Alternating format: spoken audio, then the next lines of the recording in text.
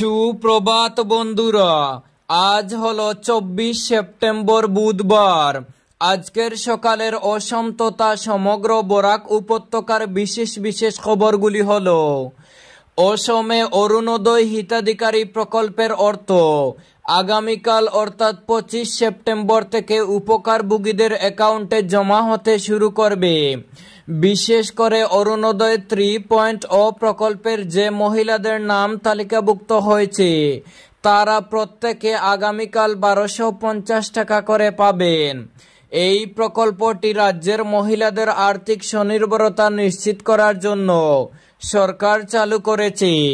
জানা গেছে, পরিবারের দৈনন্দিন প্রয়োজন মেটানো থেকে শুরু করে বাজার খরচ পর্যন্ত এই টাকা অনেক মহিলার জন্য বড় সহায়ক হয়ে উঠেছে।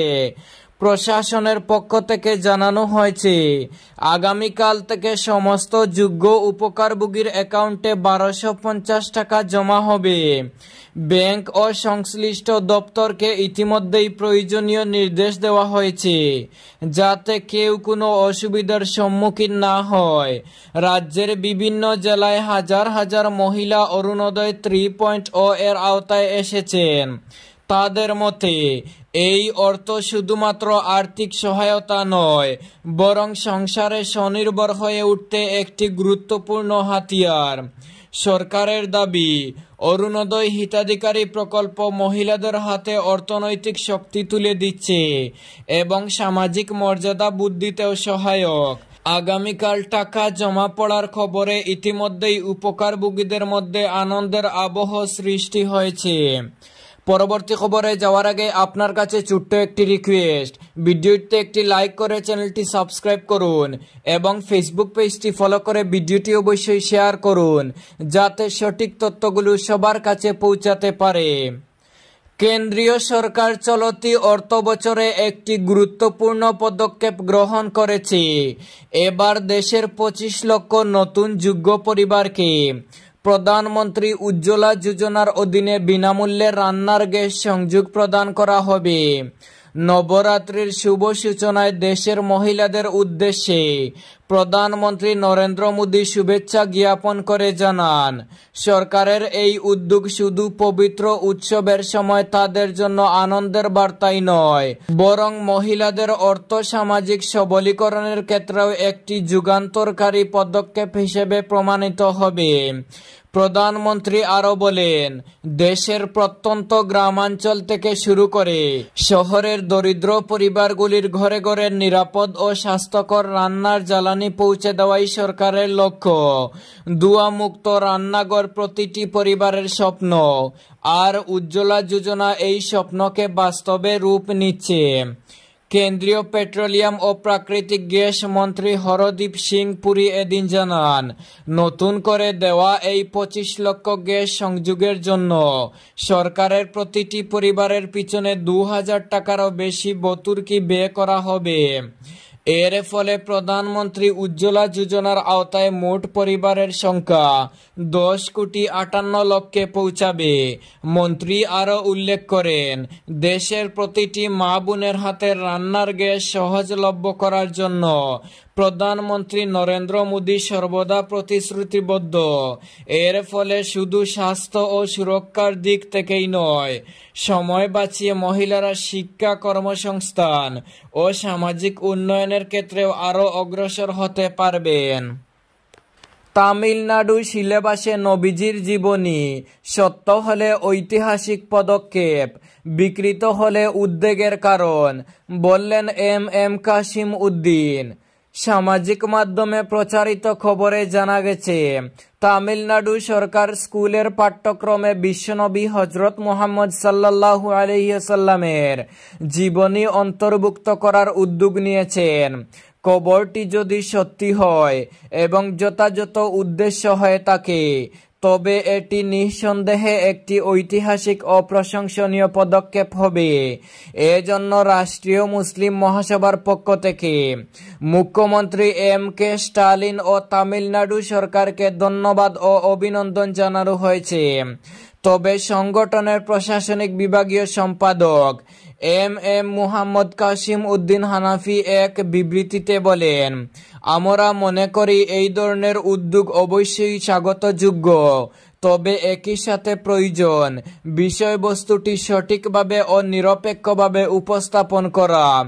ইতিহাসে এমন অনেক দৃষ্টান্ত আছে যেখানে বিভিন্ন লেখানি বা অনুবাদে মূল বক্তব্যের বিকৃতি ঘটেছে, তাই এক্ষেত্রে বিশেষ সতর্কতা জরুরি। তিনি আরো বলেন, যদি নবী করিম সাল্লাল্লাহু আলাইহি সাল্লামের জীবনী পাঠ্যক্রমে অন্তর্ভুক্ত হয়, তবে তা অবশ্যই তার প্রকৃত জীবন, আত্মত্যাগ ও শিক্ষার সঠিক প্রতিফলন হতে হবে। এজন্য প্রয়োজন এই বইগুলো সুনামধন্য আলেম ও বিশেষজ্ঞদের মতামতের ভিত্তিতে যাচাই বাছাই করে অন্তর্ভুক্ত করা। রাষ্ট্রীয় মুসলিম মহাসভার পক্ষ থেকে বলা হয়েছে, সঠিকভাবে উপস্থাপন করা হলে নবীজির জীবনবাণী কেবল মুসলমানদের জন্য নয়, সমগ্র মানব সমাজের জন্য দিক নির্দেশনা হয়ে উঠতে পারে। তবে যে কোনো ধরনের ভুল ব্যাখ্যা বা বিকৃতি মুসলিম সমাজের মধ্যে বিভ্রান্তি সৃষ্টি করতে পারে। ভয়াবহ অগ্নিকাণ্ড ইছাবিল চা বাগানে, পুড়ে ছাই বসতঘর। ভয়াবহ অগ্নিকাণ্ডে সর্বশান্ত হল একটি পরিবার। ঘটনাটি সংঘটিত হয়েছে মঙ্গলবার বিকেলে পাতারকান্দি বিধানসভা এলাকার বাজারিচড়া থানার অন্তর্গত ইছাবিল চা বাগানের পুটিয়াকাল গ্রামে। ঘটে যায় এক মর্মান্তিক দুর্ঘটনা। জানা গেছে, বিকেল 4:30টার দিকে আকস্মিক অগ্নিকাণ্ডে পুড়ে ছাই হয়ে গেল স্থানীয় বাসিন্দা সুজন তাতুয়ার বসত বাড়ি। মুহূর্তের মধ্যে আগুনে বশীভূত হয়ে যায় পরিবারের দীর্ঘদিনের সঞ্চয়, আসবাবপত্র, নথিপত্র থেকে শুরু করে দৈনন্দিন প্রয়োজনীয় চাল ডাল পর্যন্ত সবকিছু। গৃহকর্তা সুজন তাতুয়া জীবিকার তাগিদে বর্তমানে সুদূর বেঙ্গালুরুতে কর্মরত। এদিন বাড়িতে ছিলেন তার স্ত্রী সীতা তাতুয়া এবং 2 সন্তান। তবে ঘটনার সময় সীতা তার ছোট ছেলেকে সঙ্গে নিয়ে বাজারিচড়া বাজারে কোনো জরুরি কাজে গিয়েছিলেন। আরেকজন 8 বছরের ছেলে বাড়িতে থাকলেও সে বাইরে সঙ্গীদের সঙ্গে খেলায় মগ্ন ছিল। ঠিক সেই সময় হঠাৎ প্রতিবেশীদের চোখে পড়ে সুজন তাতুয়ার কাঁচা ঘর থেকে ধোঁয়া এবং আগুনের লেলিহান শিখা বের হচ্ছে। সঙ্গে সঙ্গে প্রতিবেশীরা ছুটে এসে আগুন নেভানোর প্রাণপণ চেষ্টা চালান, কিন্তু ততক্ষণে পুরো ঘর আগুনে বশীভূত হয়ে যায়।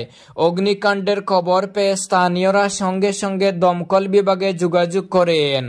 যদিও দমকল বাহিনীর গাড়ি সময়মতো ঘটনাস্থলের কাছে পৌঁছায়, কিন্তু সরু রাস্তার কারণে আগুন লাগা বাড়িতে পৌঁছাতে ব্যর্থ হয়। ফলে ফায়ার সার্ভিসের সহায়তা পুরোপুরি কাজে লাগানো সম্ভব হয়নি। শেষ পর্যন্ত স্থানীয় গ্রামবাসীর উদ্যোগে বহু চেষ্টা চালিয়ে আগুন নিয়ন্ত্রণে আনা হয়। বাড়ি ফিরে এসে আগুনে সর্বস্ব হারানোর দৃশ্য দেখে কান্নায় ভেঙে পড়েন সীতা তাতুয়া। তিনি জানান, বহু কষ্টে গড়ে তোলা সংসারের প্রতিটি জিনিস মুহূর্তেই ছাই হয়ে গেল। তার কথায়, এখন মাথা গুজার ঠাঁইটুকুও রইল না। আমার সন্তানদের নিয়ে আমি কোথায় যাব?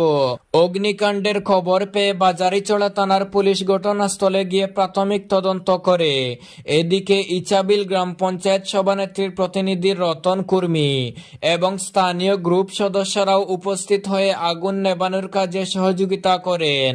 পাশাপাশি তারা প্রতিবেশীদের সহায়তায় ক্ষতিগ্রস্ত পরিবারকে অস্থায়ীভাবে আশ্রয়ের ব্যবস্থা করে দেন। শ্রীমন্ত কানিশাইল জিপিতে প্রধানমন্ত্রী আবাস যোজনার জিও ট্যাগিংকে অনিয়মের অভিযোগ, বঞ্চিতদের ক্ষোভ।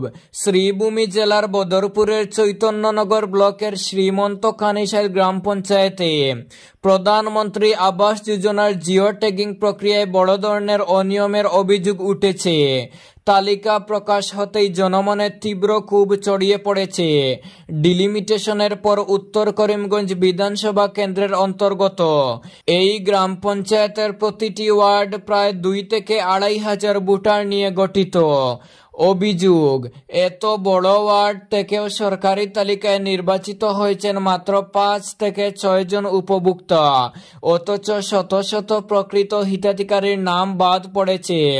বঞ্চিতরা অভিযোগ করেছেন, বিগত পঞ্চায়েত নির্বাচনের আগে জীবিকা সখীদের মাধ্যমে উপযুক্ত হিতাধিকারী বাছাই ও জিও ট্যাগিং প্রক্রিয়ায় গুরুতর অনিয়ম ঘটেছে।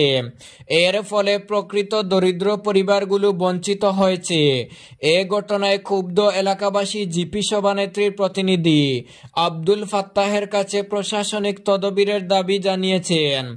একই সাথে তারা মুখ্যমন্ত্রী ও পঞ্চায়েত মন্ত্রীর হস্তক্ষেপ কামনা করেছেন, যাতে তদন্তের মাধ্যমে বাদ পড়া প্রকৃত হিতাধিকারীদের নাম তালিকাভুক্ত করা হয়।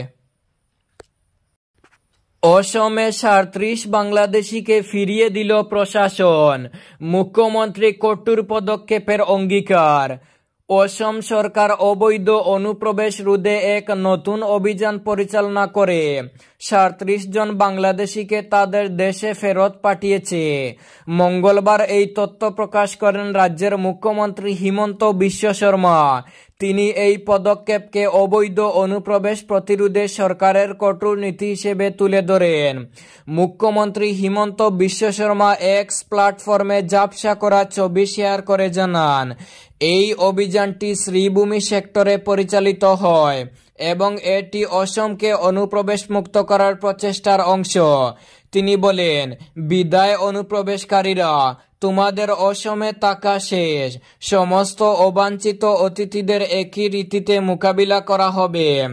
অভিযানের সঠিক সময় সম্পর্কিত বিস্তারিত তথ্য এখনও প্রকাশ্যে আসেনি, তবে মুখ্যমন্ত্রী জানান, সরকার নিয়মিত সাপ্তাহিক ভিত্তিতে 35 থেকে 40 জন অবৈধ অনুপ্রবেশকারীকে দ্রুত ফেরত পাঠাচ্ছে, যেখানে দীর্ঘ বিচারিক প্রক্রিয়া এড়ানো হচ্ছে। শর্মা আরও জানান, তার প্রশাসনের অঙ্গীকার অসম থেকে সমস্ত অবৈধ অনুপ্রবেশকারীকে শনাক্ত করে দ্রুত হস্তক্ষেপ করার। তিনি রাজ্যের সুরক্ষা এবং স্বার্থ রক্ষায় আরও কঠোর পদক্ষেপ নেওয়ার প্রতিশ্রুতি দেন। অসমে অবৈধ অনুপ্রবেশ রোধে এই ধরনের অভিযান ভবিষ্যতে অব্যাহত থাকবে বলে মুখ্যমন্ত্রী জানান।